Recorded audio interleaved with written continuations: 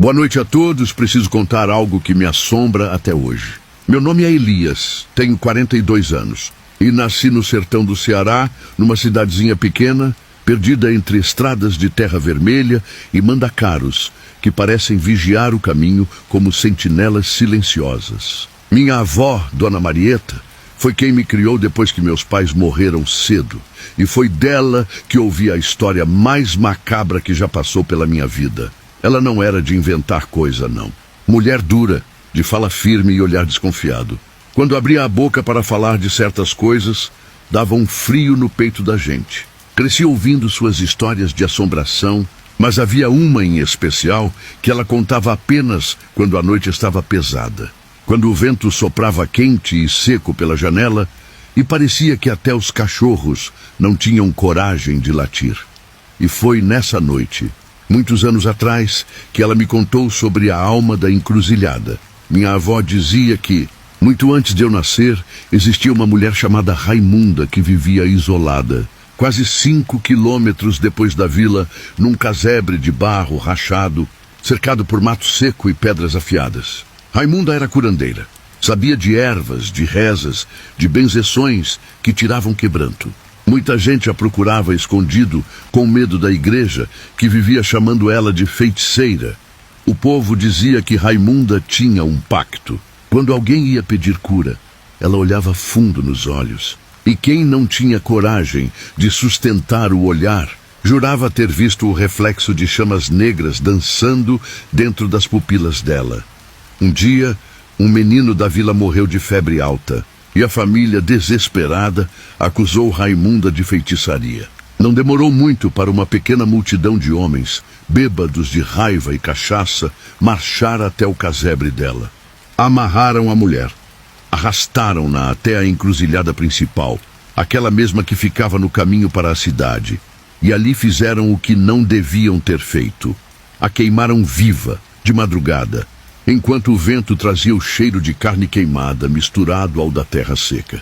Minha avó sempre dizia que não existe pior pecado do que queimar alguém na encruzilhada. O lugar já era passagem de almas, e quando o sangue é derramado ali, nada encontra descanso. Depois daquilo, começou a acontecer coisa estranha. Viúvos diziam ouvir sussurros quando passavam pela estrada à noite. Gente jurava ver vultos femininos nas janelas das casas, mesmo quando ninguém morava nelas. O mais terrível era o som. Por volta das 3 da manhã, alguns moradores acordavam com o barulho de unhas arranhando portas e paredes, como se alguém pedisse entrada. Quem tinha coragem de abrir não via nada. Só o vento quente trazendo o cheiro de fumaça. Minha avó, ainda moça na época, disse que certa noite voltou da casa de uma tia e resolveu cortar caminho pela tal encruzilhada. A lua estava alta, clareando tudo, mas ela jurava que a sombra parecia mais escura ali do que em qualquer outro lugar. Ela sentiu o ar pesado, o silêncio grosso, sem grilos nem corujas. Então, no meio da estrada, viu uma mulher de vestido rasgado, toda chamuscada, parada bem na bifurcação. A pele parecia queimada, os cabelos desgrenhados, e dos olhos escorriam lágrimas grossas como carvão derretido. "Volta!" A figura disse com uma voz que não parecia humana, mas um coro de vozes juntas, ecoando. Minha avó não pensou 2 vezes. Correu feito alma penada, sem olhar para trás, até chegar em casa. 3 dias depois, um vaqueiro da região foi encontrado morto exatamente naquele ponto da encruzilhada. O corpo estava carbonizado, como se tivesse sido queimado vivo, mas sem nenhum fogo por perto. Com o tempo, ninguém mais tinha coragem de passar por lá depois do pôr do sol. O caminho ficou conhecido como Estrada da Alma Queimada. As noites eram pesadas. O povo dizia que a assombração não ficava presa só na encruzilhada. Entrava nas casas, rondava as redes, sussurrava no ouvido dos que estavam prestes a dormir. Alguns enlouqueceram de tanto ouvir aquela voz chamando seus nomes no escuro. Minha avó contava que, uma madrugada, acordou com a rede balançando sozinha. O vento estava parado, mas ela sentia como se mãos invisíveis empurrassem o tecido.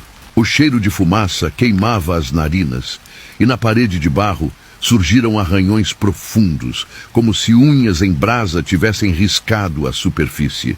Ela rezou até perder a voz. E aos poucos, o silêncio voltou. O que me assombra é que essa história não parou com o tempo. Eu mesmo vi coisas naquela estrada. Certa vez, voltava da cidade por volta de 2h30 da manhã, quando a moto apagou sozinha, bem no meio da encruzilhada. Tentei ligar de todo jeito, mas nada pegava. Foi então que ouvi um choro baixo de mulher. Primeiro longe, depois cada vez mais perto, até parecer que estava atrás de mim. Senti a pele arrepiar inteira, o coração disparar. O ar ficou quente demais, sufocante, e o cheiro de fumaça invadiu meus pulmões.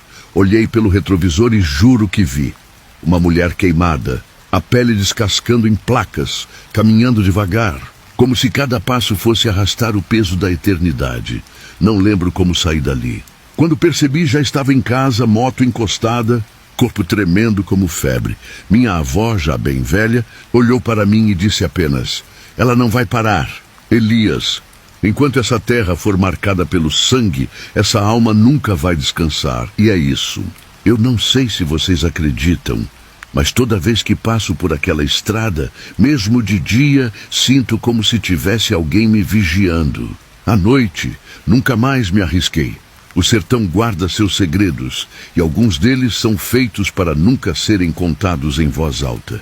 Eu quebrei essa regra agora, e só espero que ela não venha me cobrar por isso.